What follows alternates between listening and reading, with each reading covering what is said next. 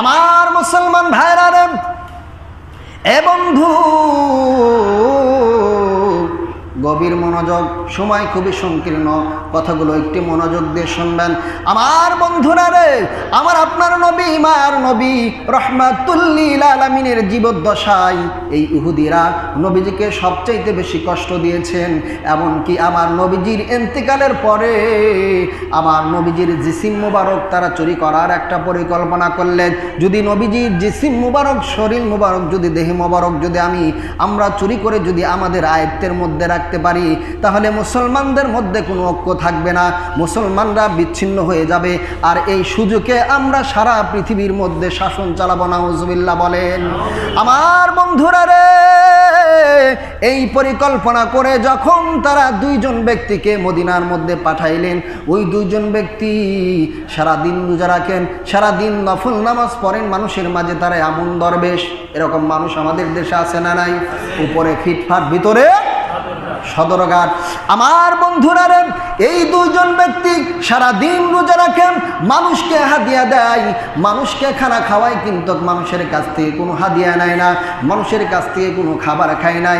সারা রাত মানুষ মনে করে জিকির আজগার করে, কিন্তু তাদের হুজরাত থেকে নিয়ে নবীজির রওজা পর্যন্ত তারা সুড়ঙ্গ খনন করছেন। দুইটা, বলেন কয়টা? দুইটা সুড়ঙ্গ করার পরে এমন পর্যায়ে চলে গেছেন, আমার নবীজি রওজার নিকটবর্তী যারা চলে গেছেন, আর মাত্র 3 দিন বাকি আছে।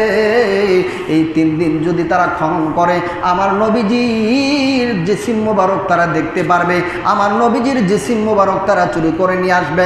আমার তো অবস্থায় আমার আপনার নবী, মার নবী রহমাতুল লিল আলামিন ওই জামানার মধ্যে মিশরের মধ্যে এমন একজন ইনসাফগার বাদশা ছিলেন, বাদশা নুরউদ্দিন জঙ্গি রহমাতুল্লাহ আলাইহি। তিনাকে বিশ্বনবী স্বপ্নের মধ্যে জানিয়ে দিলেন, বহির্গত দেশ থেকে দুইজন ব্যক্তি এসে আমার লাশটাকে চুরি করার জন্য তারা পরিকল্পনা করতেছেন, তুমি যা করার ইতিমধ্যেই করে নাও। আমার বন্ধুরা রে, একদিন নয়, 2 দিন নয়, 3 দিন রাত্রে একই স্বপ্ন বাদশা নুরউদ্দিন জঙ্গি রহমাতুল্লাহ আলাইহি তিনি দেখলেন। এই স্বপ্ন দেখার পরে তিনি বড় পেরেশান হয়ে গেলেন, চিন্তার মধ্যে পড়ে গেলেন। 350 জন কাফেলা নিয়ে তিনি মিশর থেকে মদিনায় 3 দিনের মধ্যে চলে আসলেন। আসার পরে তিনি ঘোষণা করলেন, আজকের পর থেকে মদিনার ভিতর থেকে কোনো মানুষ বাহিরে যেতে পারবে না, কিন্তু বাহির দেশ থেকে মদিনায় গমন করতে পারবে। এ বন্ধু, ওই জামানার মধ্যে মদিনার কিন্তু শাসনকর্তা ছিলেন, মদিনার কিন্তু বাদশা ছিলেন বাদশা নুরউদ্দিন জঙ্গি রহমাতুল্লাহ আলাইহি। তিনি এমন একজন বাদশা ছিলেন, ওই মদিনার যে গভর্নর ছিলেন তার সাথে পরামর্শ করে ওই মদিনার জমিনে যতগুলো মানুষ ছিলেন, বাদশা নুরউদ্দিন জঙ্গি রহমাতুল্লাহ আলাইহি সবাইকে তিনি দাওয়াত করলেন, ইনভাইট করলেন। দাওয়াত করার পরে তিনি সবাইকে খানা খাওয়াইলেন। এক পর্যায়ে কয়েক দফায় সারা মদিনার মানুষকে খানা খাওয়ানোর পরে বাদশা নুরউদ্দিন রহমাতুল্লাহ আলাইহি স্বপ্নের মধ্যে আমার আপনার নবী, মায়ার নবী রহমাতুল লিল আলামিন যেই দুইজন ব্যক্তির ছবিকে প্রকাশ করেছেন, নীল চক্ষু বিশিষ্ট দুইজন ব্যক্তিকে আল্লাহ রাসূল এরকমভাবে ইশারা করে দেখাইছেন। এতগুলো মানুষকে তিনি হাদিয়া দিলেন, দাওয়াত খাওয়াইলেন। সারা মদিনার মানুষকে তিনি দাওয়াত খাওয়ানোর পরে রাসূল সাল্লাল্লাহু আলাইহি সাল্লাম যেই দুইজন ব্যক্তিকে স্বপ্নের মধ্যে দেখাইছেন, এই রকম মানুষকে আর খুঁজে পায় না। নাহমাদুহু ওয়া নুসাল্লি আলা রাসূলিহিল কারীম।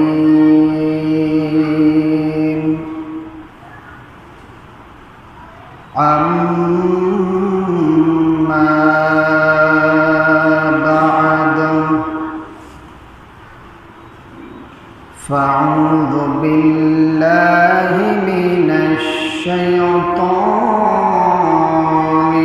রাজীম।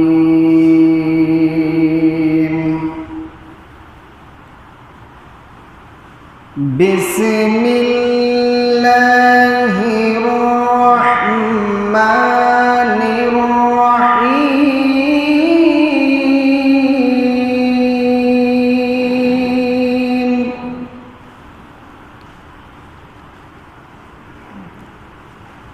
ইয়া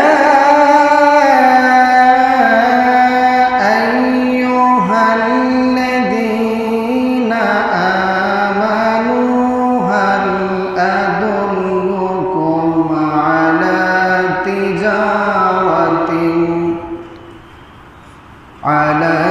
تجارة تنجيكم من عذاب أليم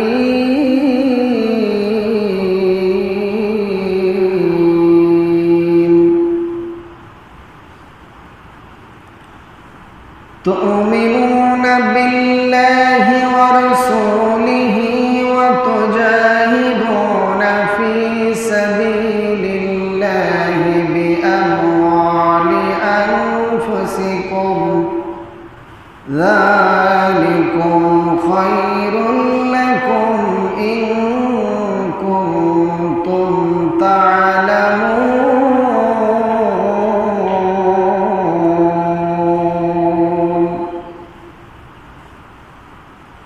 وقال رسول الله صلى الله عليه وسلم الدنيا سجن المؤمن وجنة الكافر. وقال الله تعالى إن الله وملائكته يصلون على النبي يا أيها الذين آمنوا صلوا عليه وسلموا تسليما. সকলে মুহাব্বতের সঙ্গে দরুদ ইব্রাহিম পড়ি। আল্লাহুম্মা সাল্লি আলা মুহাম্মাদিন ওয়া আলা আলি মুহাম্মাদ কামা সাল্লাইতা আলা ইব্রাহিম ওয়া আলা আলি ইব্রাহিম ইন্নাকা হামিদুম মাজিদ। আল্লাহুম্মা বারিক আলা মুহাম্মাদিন ওয়া আলা আলি মুহাম্মাদ كما باركت على إبراهيم وعلى آل إبراهيم إنك حميد مجيد. الحمد لله আল্লাহ তাআলার দরবারে লাখো কোটি শুকরিয়া যে মহান তাবারক তাআলা আমাকে এবং আপনাদেরকে অত্যন্ত ভালোবেসে শারীরিক সুস্থতা রেখে দুনিয়ার সমস্ত কাজ থেকে ফারিক করে আল্লাহ তাআলার নিকট যে জায়গাটা সবচাইতে বেশি দামি সেখানে আসা এবং বসার তৌফিক দান করলেন। এই জন্য সকলে আমরা খুশি না বেজার, কম না বেশি? তাহলে প্রাণ উজাড় করে আকাশ বাতাসকে মুখরিত করে সেই মহান তাবারক তাআলার শুকরিয়া আদায় করছি। আলহামদুলিল্লাহ। আরো জোরে বলি আলহামদুলিল্লাহ। লাখো কোটি দরুদ সেই মহামানবের প্রতি, সেই রাসূলের প্রতি, যে নবীজির আদর্শের মধ্যে রয়েছেন ইহকাল এবং পরকালের মুক্তি। সকলেই সেই নবীর প্রতি দিল থেকে শিরিক মুক্ত বিদআত মুক্ত দরুদ প্রেরণ করি। সকলে করি সাল্লাল্লাহু আলাইহি ওয়াসাল্লাম। সম্মানিত হাজিরিন, কোরআনুল কারীমের ভিতর থেকে একটি আয়াতে কারিমা তিলাওয়াত করেছি। রাসূল পাক সাল্লাল্লাহু আলাইহি ওয়াসাল্লামের অসংখ্য অগণিত হাদিসের মধ্য থেকে ছোট্ট একটি হাদিস পাঠ করেছি। আল্লাহ তাআলা যদি তৌফিক দান করেন এবং আপনারা যদি আমার জন্য দোয়া করেন, এই আয়াতে কারিমা এবং হাদিসের উপরে কয়েকটি কথা বলবো। আল্লাহ রাব্বুল আলামিন সেই তৌফিক আমাকে দান করুন। সকলে বলে আমিন। আরো জোরে বলে আমিন। সম্মানিত হাজিরিন, রাসূল কারীম সাল্লাল্লাহু আলাইহি ওয়াসাল্লাম হাদিস শরীফের মধ্যে বলেছেন, আদ-দুনিয়া সিজনুল মুমিন ওয়া জান্নাতুল কাফির। এই দুনিয়াটা হলো যারা মুমিন, যারা ইমানদার, যারা আল্লাহওয়ালা, যারা ক্ষুধাবিরু, যারা পরহেজগার, তাদের জন্য দুনিয়াটা হলো জেলখানা। বলেন দুনিয়াটা কি? বলেন কি? তাহলে ইমানদারদের জন্য, মুমিনদের জন্য আদ-দুনিয়া সিজনুল মুমিন। আল্লাহ রাসূল বলতেছেন ইমানদারদের জন্য, মুমিনদের জন্য দুনিয়াটা হলো জেলখানা। আপনারা জেল দেখছেন কি দেখেন নাই, অথবা অনেকে যাইতে পারেন। জেলের মধ্যে যারা থাকে এদের কি কোনো ইচ্ছা স্বাধীন কোনো কাজ করতে পারবে? পারবে? পারবে না।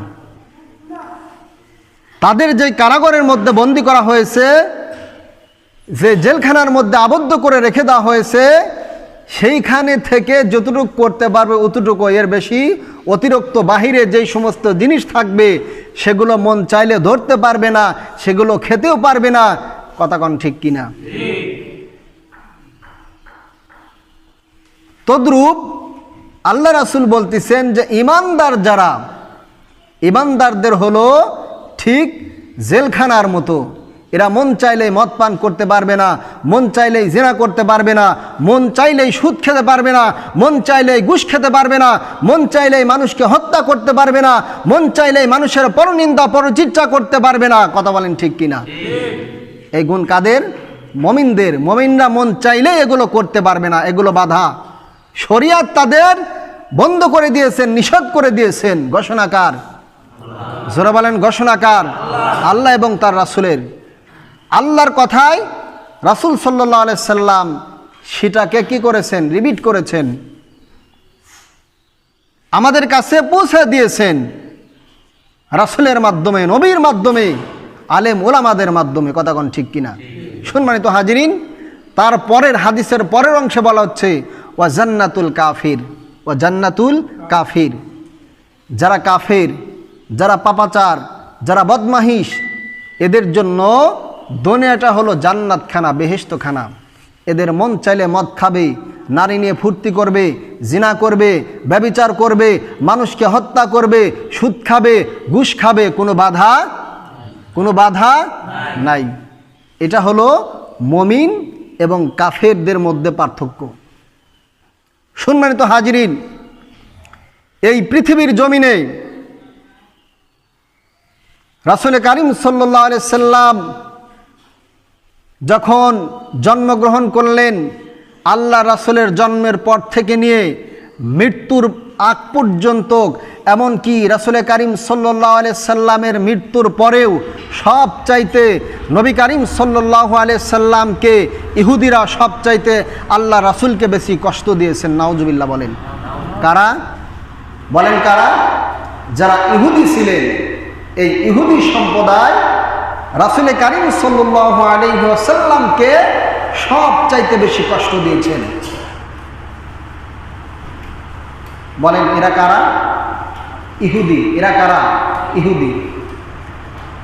কুরআনুল কারীমের ভিতরে এই ইহুদিদেরকে নিয়ে আল্লাহ রাব্বুল আলামিন কয়েকটা সূরার মধ্যে বর্ণনা করেছেন। আল্লাহ রাব্বুল আলামিন সূরাতুন নিসা 155 নম্বর আয়াত থেকে নিয়ে 156 নম্বর আয়াত পর্যন্ত, আপনার এই 155 নম্বর আয়াত থেকে নিয়ে 161 আয়াত পর্যন্ত আল্লাহ পাক রব্বুল আলামিন এই ইহুদিদের যে পরিকল্পনা, ইহুদিরা যেভাবে রাসূল কারীম সাল্লাল্লাহু আলাইহি সাল্লামকে কষ্ট দিয়েছেন, এবং বনি ইসরাইলের যে 70,000 পয়গম্বর ছিল তার ভিতর থেকে শতাধিক নবীকে এই ইহুদিরা পর্যন্ত হত্যা করেছেন। নাউজুবিল্লাহ বলেন। ইহুদি আসলো কোত্থেকে? সম্মানিত হাজিরিন, আমরা সকলেই জানি আমাদের জাতির পিতার নাম কি? জোরে বলেন নাম কি? অনেকে জানেই না। জাতির পিতা নাম কি? নাকি শেখ মুজিবুর রহমান? হ্যাঁ, ইব্রাহিম আলাইহিস সালাতু ওয়াস সালাম। ইন্নী আবিকুম ইব্রাহিম। আল্লাহ কোরআনের মধ্যে বলেছেন তোমাদের জাতির পিতার নাম কি? জোরে বলেন নাম কি? যাদের মুখস্থ না এখান থেকে মুখস্থ করে রাখবেন কিয়ামত পর্যন্ত। আমাদের জাতির পিতার নাম কি? ইব্রাহিম। ইন্নী আবিকুম ইব্রাহিম, কোরআনের মধ্যে আল্লাহ বলেছেন। আর আদি পিতার নাম হলো হযরতে আদম আলাইহিস সালাতু আসসালাম। সম্মানিত হাজিরিন, ইব্রাহিম আলাইহিস সালাতু আসসালামের সন্তান দুইটা। বলেন কয়টা?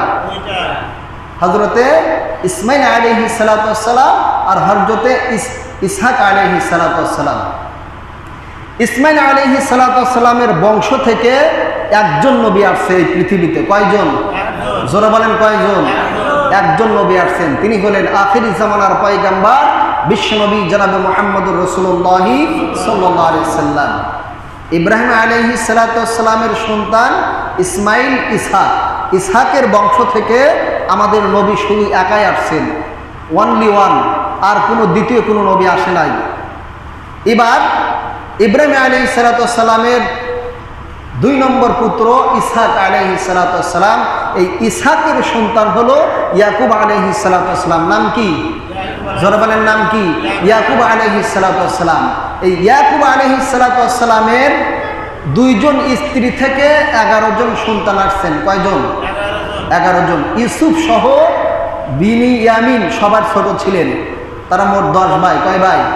10 ভাই। এই 10 ভাইয়ের ভিতরে 6 নম্বর ভাইয়ের নাম ছিল ইয়াহুদা। নাম কি? ইয়াকুব আলাইহিস সালাতু ওয়াস সালামের যে 10 জন পুত্র সন্তান ছিলেন, 6 নম্বর সন্তানের নাম ছিল ইয়াহুদা।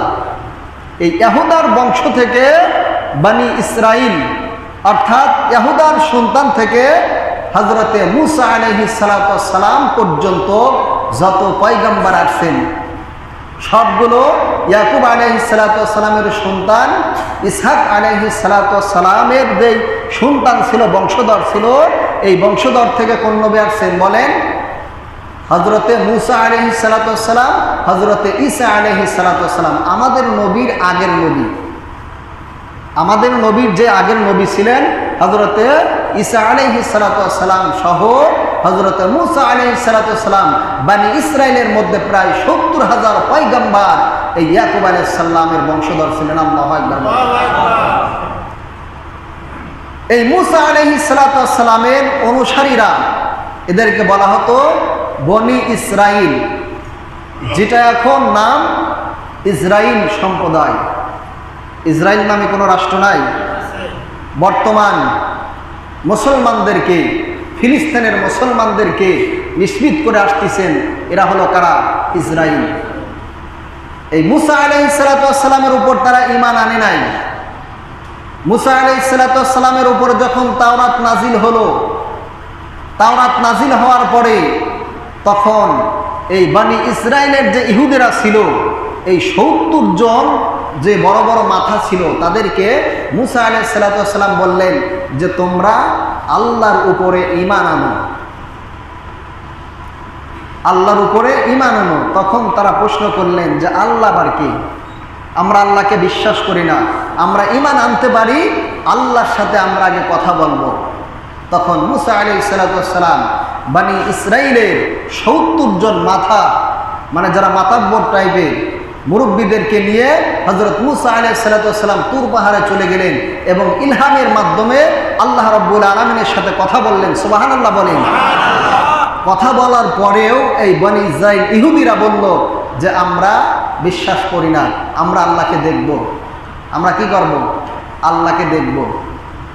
তখন আবার 70 জনকে নিয়ে হযরত মুসা আলাইহিস সালাতু ওয়াস সালাম তুর পাহাড়ে চলে গেলেন। এদিকে বাদবাকি যেই বনি ইসরাইল ছিল তারা একটা বাছুর, সূরাতুল বাকারার মধ্যে আল্লাহ পাক রব্বুল আলামিন এই ঘটনা নিয়ে আসছেন। সূরাতুল বাকারার নামকরণ করার কারণেই এটা হলো এই সূরার মধ্যে একটা গভীর ঘটনা আছে।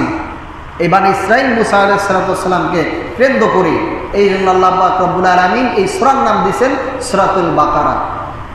একটা গভীর ঘটনা আছে যার কারণে আল্লাহ পাক রব্বুল আলামিন এই সূরার নামকরণ করছেন সূরাতুল বাকারা। তো সেইখান থেকে তারা বলল যে আমরা আল্লাহকে দেখব, যদি আল্লাহকে দেখতে পারি তাহলে তোমার উপর এবং তোমার আল্লাহর উপর ঈমান আনব।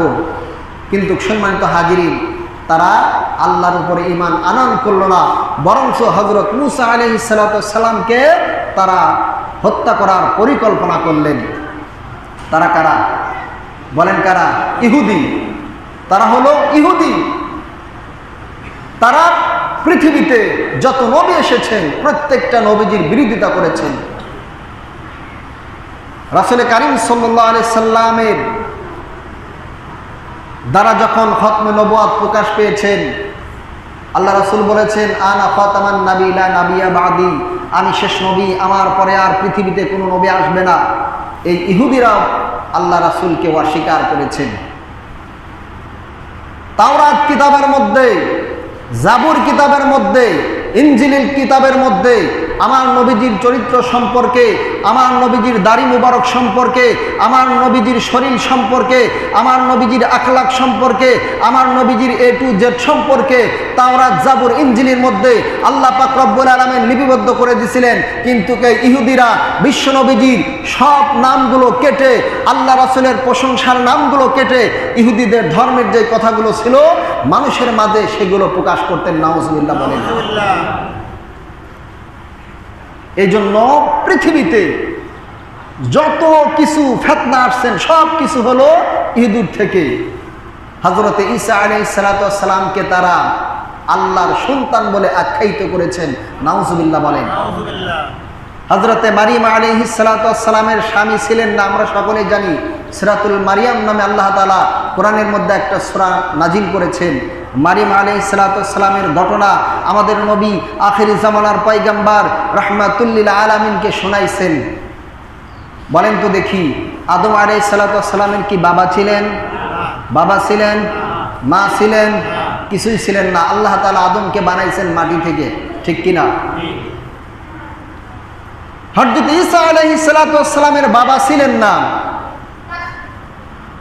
শুধু মায়ের মাধ্যমে আল্লাহ পাক রব্বুল আলামিন ঈসা নবীকে দুনিয়াতে আগমন ঘটাইছেন। কিন্তু ইহুদিরা এমন ষড়যন্ত্র করলেন, মানুষের মাঝে এমনভাবে ফুটিয়ে তুললেন, বিবি মারিয়াম আলাইহিস সালাতু ওয়াস সালামকে আল্লাহর স্ত্রী বলে আখ্যায়িত করলেন এবং হযরতে ঈসা আলাইহিস সালাতু ওয়াস সালামকে আল্লাহর পুত্র বলে ঘোষণা করলেন। নাউজুবিল্লাহ বলেন। তাহলে তারা কত বড় পাপাচার, কত বড় জালিম, যে আল্লাহর সাথে তারা চ্যালেঞ্জ করেছেন। তো ইহুদিরা আমার নবীজিকে সবচাইতে বেশি কষ্ট দিয়েছেন। রাসূল কারীম সাল্লাল্লাহু আলাইহি সাল্লাম, রাসূল কারীম সাল্লাল্লাহু আলাইহি সাল্লামের উপর যখন নবুয়ত প্রাপ্ত হলেন, নামাজ ফরজ হলেন, রোজা ফরজ হলেন, হজ ফরজ হলেন, কুরবানি ফরজ হলেন, পর্দার বিধান ফরজ হলেন, তখন ইহুদিরা রাসূল কারীম সাল্লাল্লাহু আলাইহি সাল্লামকে মারার পরিকল্পনা করেছেন। তায়েফের ময়দানে আল্লাহ রাসূলকে রক্তাক্ত করেছেন। তায়েফবাসীদেরকে দিয়ে কারা ছিল? ইহুদিরা। এই ইহুদিদের সম্পর্কে আল্লাহ পাক রব্বুল আলামিন কোরআনের মধ্যে এত সুন্দরভাবে স্পষ্টভাবে বর্ণনা করে দিয়েছেন, আপনি বুঝতেই পারবেন না। তারপরে রাসূল কারীম সাল্লাল্লাহু আলাইহি সাল্লাম যখন দুনিয়া থেকে বিদায় নিয়েছেন, বিদায় নেওয়ার পরে আবু বকরের নেতৃত্বে, উসমানের নেতৃত্বে, ওমরের নেতৃত্বে, আলীর নেতৃত্বে খোলাফায়ে রাশিদিন আমার নবীজি যেভাবে মদিনা রাষ্ট্র পরিচালনা করেছেন, ঠিক এই সাহাবায়ে কিরাম সেভাবেই মদিনা রাষ্ট্র পরিচালনা করেছেন। আল্লাহু আকবার বলেন। ইহুদিরা চিন্তা করলেন যে মুহাম্মদকে তো আমরা পরাজয় করতেই পারলাম না, তার যে সাহাবীরা ছিল তাদেরকে পরাজিত করতে পারলাম না, কিন্তু মুহাম্মদ সাল্লাল্লাহু আলাইহি সাল্লামকে যখন রওজায়ে মুতাহারার ভিতরে আল্লাহ রাসূলকে দাফন করা হয়েছে, এই ইহুদিদের পরিকল্পনা ছিল যদি মুহাম্মদ সাল্লাল্লাহু আলাইহি সাল্লামের লাশটাকে, জেসেম মুবারকটাকে যদি আমরা চুরি করে উত্তোলন করতে পারি, যদি আমাদের কাছে হস্তান্তর করতে পারি, যদি আমাদের মধ্যে আয়ত্তে রাখতে পারি, তাহলে মুসলমানদের ভিতরে একটা বিভ্রান্ত সৃষ্টি হয়ে যাবে, মুসলমানদের মধ্যে কোনো ঐক্য থাকবে না, মুসলমান বিভিন্ন জাতির মধ্যে বিভক্ত হয়ে যাবে। তখন আমরা ইসরায়েলেরা, আমরা ইহুদিরা সারা পৃথিবীকে নিয়ন্ত্রণ করব, আমরা সারা পৃথিবী শাসন করব। তারা এই পরিকল্পনা করলেন। বড় আশ্চর্য হয়ে যায়, রাসূল কারীম সাল্লাল্লাহু আলাইহি সাল্লামের জীবিত থাকা অবস্থায়ও রাসূলকে সব সময় কষ্ট দিয়েছেন, রাসূলকে হত্যা করার পরিকল্পনা করেছেন। শুধু আমাদের নবী নয়, বনি ইসরাইলের যুগে যত নবী ছিলেন প্রায় শতাধিক নবীকে, 350 নবীকে তারা হত্যা করেছেন। জাকারিয়া আলাইহিস সালাতু ওয়াস সালামকে ধরে কোরাত দিয়ে ফেরে দুনিয়া থেকে বিদায় করেছেন। ঈসা আলাইহিস সালাতু ওয়াস সালামকে শুলিতে চড়াইছেন। এরা কারা? যারা বলেন কারা? বর্তমান মুসলমানদের নিয়ে, মুসলমানদের রক্ত নিয়ে যারা খেলা করছে, হিন্দুদের যেরকম হোলি খেলা খেলে, ঠিক এই ইহুদিরা মুসলমানদের রক্ত দিয়ে হোলি খেলা খেলতেছেন। ও বাংলার মুসলমানেরা, চিন্তা করে দেখেন, মসজিদুল আকসা ফিলিস্তিনের যেই সর্বপ্রথম মসজিদ, আল্লাহ পাক রব্বুল আলামিন জিন্দারা যে মসজিদটাকে নির্মাণ করিয়েছিলেন, যেই মসজিদের প্রত্যেকটা পাথরের মধ্যে সূরা ইয়াসিন লিপিবদ্ধ ছিল, যেই মসজিদের মধ্যে আমার নবী সহ বনি ইসরাইলের মধ্যে যত পয়গম্বর ছিল 2 লক্ষ প্রায় 70,000 পয়গম্বর যেই মসজিদুল আকসার মধ্যে নামাজ পড়েছেন, সেই মসজিদুল আকসা বর্তমান ইসরায়েলরা ধ্বংস করে দিয়েছেন। কথা বলেন ঠিক কিনা? আজ আমরা মুসলমান কোথায়? আজ আমরা মুসলমান কোথায়? মুসলমান ঐক্য নাই, মুসলমান ঐক্য নাই। আমরা দল নিয়ে পড়ে আসি, টুপি নিয়ে পড়ে আসি, পাঞ্জাবি নিয়ে পড়ে আসি, ইতা করা যাবে না, ওটা করা যাবে না, মিলাদ নাই, মাহফিল নাই, কিয়াম নাই, সুন্নত নাই, অমুক নাই, তমুক নাই। আমরা নিজেদের মধ্যে সাধারণ বিষয় নিয়ে পড়ে আসি, আর ইহুদিরা মুসলমানদেরকে দুনিয়ায় থেকে বিদায় করে দিচ্ছে। কথা বলেন ঠিক কিনা? এই জন্য মুসলমানদের ঐক্য হওয়ার দরকার আছে না নাই? আপনারা অনেকেই দেখেছেন বর্তমান ফিলিস্তিনের যে অবস্থা, গাজা একটা শহরের নাম ফিলিস্তিন, মসজিদুল আকসা সহ পুরা গাজাবাসীকে এই ইসরায়েলরা ধ্বংস করে দিয়েছে। এমনকি রাফা নামে আরেকটা শহর আছে, সে শহরটাকে তারা নিশ্চিহ্ন করে দিয়েছে। মুসলমানদের আর কোনো জায়গায় অস্তিত্ব নাই। অথচ সারা পৃথিবীতে অন্য মানুষের চাইতে মুসলমানের সংখ্যা কম না বেশি? কম না বেশি? আমরা কিছু করতে পেরেছি? করতে পেরেছি? সৌদি আরব পাশে, ইরান পাশে, ভুটান পাশে, নেপাল পাশে, চীন পাশে, কেউ কিছু করতে পারে নাই। করতে পারছে? বরং ইসরায়েলকে সৌদি আরব তেল দিয়ে সাহায্য করেছে। বাংলাদেশের বর্তমান যিনি গভর্নর, বর্তমান যিনি প্রেসিডেন্ট মোদি, ওই ডক্টর ইউনূস সাহেব, তিনি ইসরায়েলকে 1000 কোটি টাকা দিয়ে সহযোগিতা করেছেন। এবং ইতিপূর্বে যিনি প্রধানমন্ত্রী ছিলেন, তিনি 500 কোটি টাকা দিয়েছিলেন। তাহলে আবার আমরা মুসলিম কান্ট্রি এই ইসরায়েলিদের যে পণ্য, সেগুলো আমরা খাই এবং বিক্রয় করি। কথা বলেন ঠিক কিনা? এই যে পেপসি, কোকোকোলা, তারপরে আপনার এই স্যান্ডোলা সাবান, বিভিন্ন পণ্য ইসরায়েলিদের এই বাংলার জমিনে আছে। আমরা কেমন মুসলমান, আমাদের সেই ইসরায়েলরা আমাদের ফিলিস্তিনের মা বোনদের রক্ত নিয়ে খেলা করতেছে। মুসলমানদের সেখানে খাবার নাই, পানি নাই, থাকার কোনো বসবাস নাই, আর আমরা ইসরায়েলিদের সেই পণ্যগুলো আমরা খেয়ে খেয়ে টাকাগুলো ইসরায়েলে পাঠাই দিছে। কথা বলেন ঠিক কিনা? এই জন্য আমাদের উচিত হলো ইসরায়েলে কোনো পণ্য আমরা বিক্রয় করব না, আমরা সেগুলো ব্যবহারও করব না। আমরা এটা পারবো কি পারবো না? পারবো কি পারবো না? আল্লাহ পাক আমাদের সেই তৌফিক দান করুন, সকল বেলা আমিন। সম্মানিত হাজিরিন, আমি যে কথা বলতেছিলাম, ইউরোপ আমেরিকা এবং ইরান সহ রাসূল সাল্লাল্লাহু আলাইহি সাল্লামের ইন্তিকালের পরে ইউরোপ, আমেরিকা, ইরান সহ এই 3টি দেশ একত্রিত হয়ে মুসলমানদেরকে পৃথিবী থেকে সরিয়ে দেওয়ার একটা পরিকল্পনা করলেন এবং মুসলিম কান্ট্রির সাথে, মুসলমানদের সাথে লাগাতার 100 বছর তারা কি করলেন? যুদ্ধ ঘোষণা করলেন। 100 বছর লাগাতার যুদ্ধ করে গেলেন।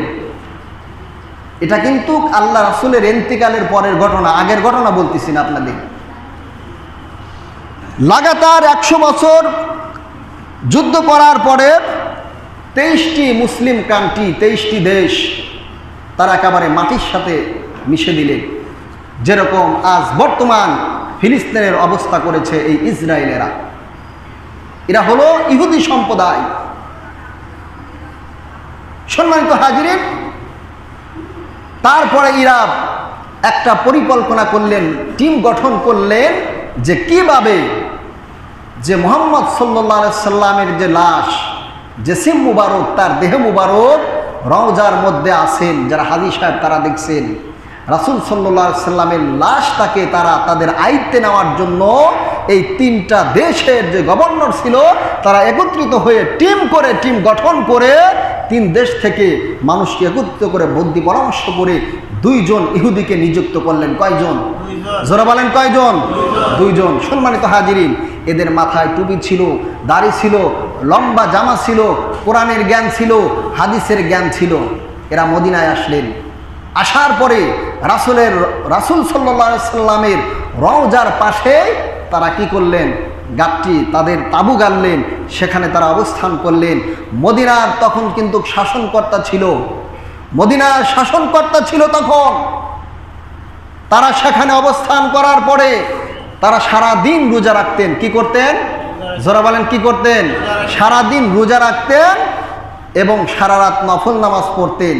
সারাদিন মানুষকে খাবার দিতেন, মানুষকে উপঢৌকন মানুষকে হাদিয়া দিতেন, খাবার খাওয়াইতেন, কিন্তু মানুষের কাছ থেকে তারা কোনো কিছু নিতেনও না, কোনো কিছু গ্রহণ করতেন না, কোনো কিছু খাইতেন না। কিন্তু তাদের মানুষকে তারা খাওয়াইতো, মানুষকে হাদিয়া দিত এবং তাদের যে কামরা ছিল, তাদের যেখানে তারা অবস্থান করেছিল সেখান থেকে তারা বের হতেন না। রাত দিন 24 ঘন্টা তারা সেখানে অবস্থান করতেন। অবস্থান করার পরে তারা দুইটা সুড়ঙ্গ করছেন। একটা সুড়ঙ্গ রাসূল কারীম সাল্লাল্লাহু আলাইহি সাল্লামের রওজার দিকে খনন করতে করতে চলে গেছেন, আর একটা সুড়ঙ্গ তাদের দেশের দিকে চলে গেছে। রাসূল সাল্লাল্লাহু আলাইহি সাল্লামের লাশটাকে যদি, জেসেম মুবারকটাকে যদি, দেহ মুবারকটাকে যদি তারা নিয়ে যেতে পারে, তাহলে তাদের যে পরিকল্পনা, মুসলমানের ভিতরে কোনো ঐক্য থাকবে না, মুসলমানের ভিতরে বিন্যাস হয়ে যাবে, আর এই ইহুদিরা সারা পৃথিবীকে শাসন করবে, এটা তাদের পরিকল্পনা। সম্মানিত হাজিরিন, এই পরিকল্পনা করতে করতে করতে করতে করতে করতে যখন রাসূল পাক সাল্লাল্লাহু আলাইহি সাল্লামের রওজার নিকটে চলে গেছেন, এরকম সুড়ঙ্গ করতে করতে এমনত অবস্থায় মিশরের একজন বাদশাহ ছিলেন ওই সময়, নুরুদ্দিন জঙ্গি রহমতুল্লাহ আলাই।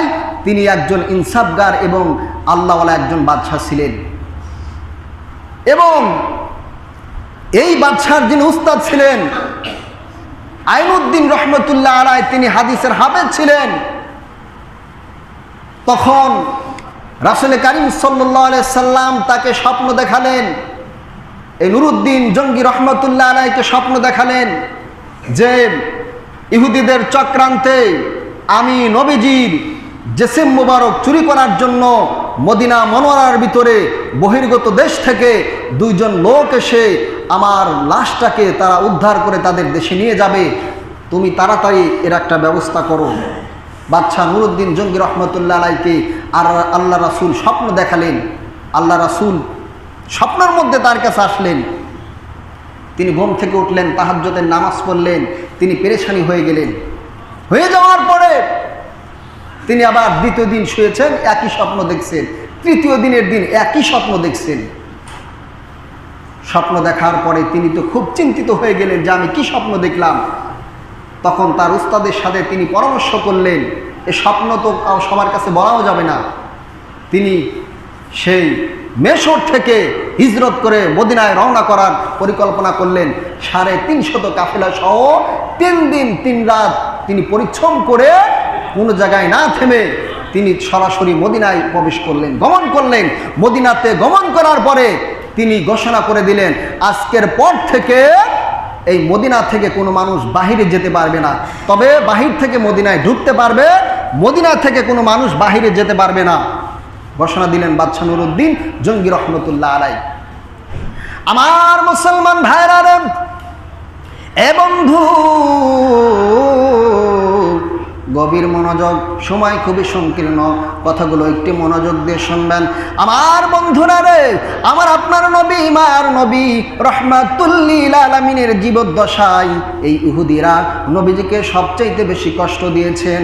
এমনকি আমার নবীজির ইন্তেকালের পরে আমার নবীজির জিসিম মুবারক তারা চুরি করার একটা পরিকল্পনা করলেন। যদি নবীজির জিসিম মুবারক, শরীর মুবারক, যদি দেহ মুবারক যদি আমরা চুরি করে যদি আমাদের আয়ত্তের মধ্যে রাখতে পারি, তাহলে মুসলমানদের মধ্যে কোনো ঐক্য থাকবে না, মুসলমানরা বিচ্ছিন্ন হয়ে যাবে, আর এই সুযোগে আমরা সারা পৃথিবীর মধ্যে শাসন চালাবো। নাউজুবিল্লাহ বলেন। আমার বন্ধুরা রে, এই পরিকল্পনা করে যখন তারা 2 জন ব্যক্তিকে মদিনার মধ্যে পাঠাইলেন, ওই 2 জন ব্যক্তি সারাদিন রোজা রাখেন, সারাদিন নফল নামাজ পড়েন, মানুষের মাঝে তারা এমন দরবেশ। এরকম মানুষ আমাদের দেশে আছে না নাই? উপরে ফিটফাট, ভিতরে সদরঘাট। আমার বন্ধুরা রে, এই দুইজন ব্যক্তি সারা দিন রোজা রাখেন, মানুষকে হাদিয়া দেয়, মানুষকে খানা খাওয়ায়, কিন্তু মানুষের কাছ থেকে কোনো হাদিয়া নেয় না, মানুষের কাছ থেকে কোনো খাবার খায় নাই। সারা রাত মানুষ মনে করে জিকির আজগার করে, কিন্তু তাদের হুজরাত থেকে নিয়ে নবীজির রওজা পর্যন্ত তারা সুড়ঙ্গ খনন করছেন। দুইটা, বলেন কয়টা?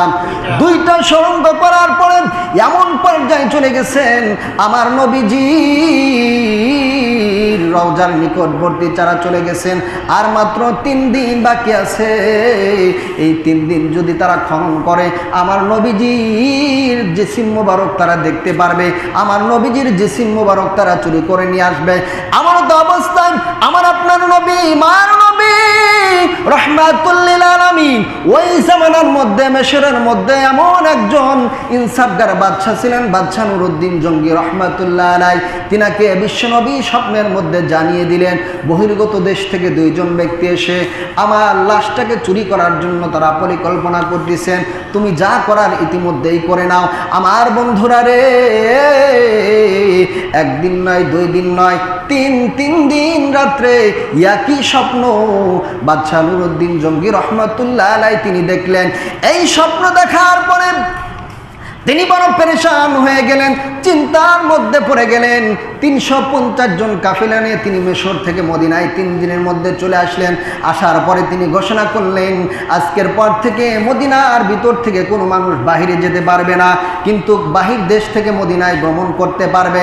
এ বন্ধু, ওই জামানার মধ্যে মদিনার কিন্তু শাসনকর্তা ছিলেন, মদিনার কিন্তু বাদশা ছিলেন বাদশা নুরউদ্দিন জঙ্গি রহমাতুল্লাহ আলাইহি। তিনি এমন একজন বাদশা ছিলেন, ওই মদিনার যে গভর্নর ছিলেন তার সাথে পরামর্শ করে ওই মদিনার জমিনে যতগুলো মানুষ ছিলেন, বাদশা নুরউদ্দিন জঙ্গি রহমাতুল্লাহ আলাইহি সবাইকে তিনি দাওয়াত করলেন, ইনভাইট করলেন। দাওয়াত করার পরে তিনি সবাইকে খানা খাওয়াইলেন। এক পর্যায়ে কয়েক দফায় সারা মদিনার মানুষকে খানা খাওয়ানোর পরে বাদশা নুরউদ্দিন রহমাতুল্লাহ আলাইহি স্বপ্নের মধ্যে আমার আপনার নবী, মায়ার নবী রহমাতুল্লিল আলাইহি যেই 2 জন ব্যক্তির ছবিকে প্রকাশ করেছেন, নীল চক্ষু বিশিষ্ট 2 জন ব্যক্তিকে আল্লাহ রাসূল এরকমভাবে ইশারা করে দেখাইছেন। এতগুলো মানুষকে তিনি হাদিয়া দিলেন, দাওয়াত খাওয়াইলেন। সারা মদিনার মানুষকে তিনি দাওয়াত খাওয়ানোর পরে রাসূল সাল্লাল্লাহু আলাইহি সাল্লাম যেই 2 জন ব্যক্তিকে স্বপ্নের মধ্যে দেখাইছেন, এই রকম মানুষকে আর খুঁজে পায় না। সারা মদিনার সমস্ত মানুষকে তিনি ঘুরে ঘুরে দেখছেন, তার দরবারে নিয়ে আসছেন, কিন্তু স্বপ্নের মধ্যে আল্লাহ রাসূল যে 2 জন ব্যক্তিকে, নীলচক্ষু বিশিষ্ট 2 জন ব্যক্তিকে দেখাইছেন, ওই 2 জন ব্যক্তিকে এখনো খুঁজে পায় নাই। পূজাদেরকে অর্ডার করলেন, মদিনার ভিতরে অলিতে গলিতে এলাকার মধ্যে যতগুলো মানুষ ছিল সবাইকে আমার এখানে আসছেন, দাওয়াত খাইছেন। বলতেছেন বাদশা নুরউদ্দিন জঙ্গি রহমাতুল্লাহ আলাইহিকে বলতেছেন, সারা মদিনার সমস্ত মানুষ আপনার দরবারে আসছেন। তখন তিনি চিন্তার মধ্যে পড়ে গেলেন যে রাসূল সাল্লাল্লাহু আলাইহি সাল্লাম যে 2 জন ব্যক্তিকে আমাকে দেখাইছেন, এই 2 জন ব্যক্তি তো এদের মধ্যে আমি এখনো পাই নাই। তখন তাদেরকে বললেন, তোমরা ভালো করে দেখো। তখন বলতেছেন, হুজুর 2 জন ব্যক্তি বাদ আছে, এরা বহির্গত দেশ থেকে আসছেন, মাথায় টুপি, লম্বা পাগড়ি, লম্বা জামা, লম্বা দাড়ি, হাতে তসবি। এরা কারো বাড়িতে খানা খায় না, কারো কিছু নেয় না, মানুষকে খাবার খাওয়ায়, মানুষকে হাদিয়া দেয়, সারাদিন রোজা রাখে, সারা রাত নফল নামাজ পড়ে, জিকির আজগার করে। রাসূল সাল্লাল্লাহু আলাইহি সাল্লামের রওজার উত্তর দিকে তারা একটা তাঁবু গেড়ে সেখানে তারা অবস্থান করছেন। এবার বাদশা নুরউদ্দিন জঙ্গি রহমাতুল্লাহ আলাইহি চিন্তা করলেন যে এরা কত বড় আল্লাহর ওলি, কত বড় রোজাদার, কত বড় নফল নামাজ পড়নেওয়ালা। তোমরা না জানলে আমি জানি, মদিনাওয়ালা আমাকে জানিয়েছেন। আল্লাহু আকবার বলেন। বাদশা নুরউদ্দিন জঙ্গি রহমাতুল্লাহ আলাইহি তিনি বললেন, এদেরকে আমার কাছে নিয়ে আসবে, যদি না আসতে চায় এদেরকে জোর করে ধরে নিয়ে আসবেন। সম্মানিত হাজিরিন, তখন তাদেরকে সেনাপতি দিয়ে তাদেরকে গ্রেফতার করে বাদশা নুরউদ্দিন জঙ্গি রহমাতুল্লাহ আলাইহির কাছে যখন নিয়ে আসলেন, নিয়ে আসার পরে তখন সঙ্গে সঙ্গে তাদের চেহারার দিকে তাকিয়ে রাসূল কারীম সাল্লাল্লাহু আলাইহি সাল্লাম 3 দিন স্বপ্নের মধ্যে যেই 2 জন ব্যক্তিকে দেখাইছেন, বাদশা নুরউদ্দিন জঙ্গি রহমাতুল্লাহ আলাইহি বলেন, এই 2 জন ব্যক্তি তারা আল্লাহু আকবার বলেন। দেখার পরে তাদেরকে ধরলেন এবং বললেন, সত্যি করে বলো তোমাদের পরিচয় কি এবং তোমাদের কোন মতলবে তোমরা মদিনাতে প্রবেশ করেছো, কোথায় থেকে তোমরা এসেছো, সব কিছু খুলে বললেন এবং বললেন তোমরা কোথায় অবস্থান করেছো। তাদের হুজরার মধ্যে যা হলো, তাদের কামরার মধ্যে যাওয়ার পরে দেখেন তারা যেখানে নামাজ পড়তেন একটা জায়নামাজটা উঠানো হলো। জায়নামাজ উঠানোর পরে দেখেন বিশাল বড় একটা পাথর উঠানোর পরে দেখেন দুইটা সুড়ঙ্গ। কয়টা সুড়ঙ্গ? দুইটা সুড়ঙ্গ। তখন বাদশাহ সহ তখন তাদেরকে নিয়ে সুড়ঙ্গ দিয়ে প্রবেশ করলেন। একটা সুড়ঙ্গ তাদের দেশের দিকে গেছেন, আর একটা সুড়ঙ্গ রাসূল কারীম সাল্লাল্লাহু আলাইহি সাল্লামের রওজার দিকে চলে গেছেন। তারা খনন করতে করতে করতে করতে এমন পর্যায়ে চলে গেছেন রাসূল কারীম সাল্লাল্লাহু আলাইহি সাল্লামের পা মুবারক দেখা যাচ্ছে না। আল্লাহু আকবার বলেন। বাদশাহ নুরউদ্দিন জঙ্গি রহমাতুল্লাহ আলাইহি তিনি রাসূল কারীম সাল্লাল্লাহু আলাইহি সাল্লামের জিসম মুবারক দেখে চোখের পানি ছেড়ে দিয়ে বললেন, ইয়া রাসূলুল্লাহ, আমি বুঝতে পারি নাই, না বুঝার কারণে আপনাকে ইহুদিরা তো কষ্ট দিয়েছেন। সেখান থেকে বের হয়ে সমস্ত মদিনাবাসীকে বললেন, এই দুইজন ইহুদিকে কি করার দরকার? তখন তারা বলল, আমাদেরকে মাফ করে দাও। বলে, তোমাদেরকে মাফ করার কোনো প্রশ্নই ওঠে না। তখন তাদেরকে সবার সামনে তাদেরকে জবাই করা হলো, তাদের শরীর থেকে কল্লাটাকে আলাদা করে দেওয়া হলো। তারপরে তাদের জিসিম মুবারকে পুড়িয়ে মিশরের নদীতে ভাসিয়ে দেওয়া হলেন। আল্লাহু আকবার। তাহলে ইহুদিরা আমার নবীজির জীবিত অবস্থায় যেরকম কষ্ট দিয়েছেন, রাসূল ইন্তেকালের পরে তার জিসিম মুবারক চুরির পরিকল্পনা ছিল, এমনকি আজ মুসলমানদেরকে, সারা বিশ্বের মুসলমানদেরকে পৃথিবীর থেকে উচ্ছেদ করার জন্য এই ইহুদিরা পর্যন্ত এখন পর্যন্ত ষড়যন্ত্রে লিপ্ত আছেন। কথা বলেন ঠিক কিনা? এই জন্য ইসরায়েলি কোনো পণ্য আমরা ব্যবহার করব না। ইসরায়েলি পণ্য যারা ব্যবহার করবে তাদের বিরুদ্ধে আমাদেরকে রুখে দাঁড়াতে হবে। বিভিন্ন জায়গায় এদের বিরুদ্ধে মিছিল হচ্ছে, বন্ধ করা হচ্ছে। আমরা মুসলমান নির্যাতিত হচ্ছি। আমরা যদি একত্র না হতে পারি, যদি ঐক্য না হতে পারি, তাহলে মনে রাখবেন একদিন এই ইসরায়েলিয়া শুধু ফিলিস্তিন নয়, সারা পৃথিবীর মুসলিমদেরকে উচ্ছেদ করে দেবেন। কথা বলেন ঠিক কিনা? দেখেন ইসরায়েল কোথায় আর ফিলিস্তিন কোথায়? কোথায় থেকে কোথাকার মুসলমানদেরকে ধ্বংস করে দিয়েছেন। ভূগোল দেখেন, মানচিত্র দেখেন। কয়েকটা দেশ পাড়ি দিয়ে আমরা ছোটবেলায় থেকে শুনছি সবচাইতে শক্তিশালী ইরান। তাদের কাছে যে ক্ষেপা অস্ত্রগুলো আছে, ইরানের কাছে কেউ আগাইতে পারবে না। কিন্তু দেখেন ইরান নিশ্চুপ, সারা পৃথিবী নিশ্চুপ। এই জন্য মুসলমানদেরকে ঐক্য হতে হবে, আমাদেরকে একত্রিত হতে হবে। আল্লাহ পাক রব্বুল আলামিন সেই তৌফিক দান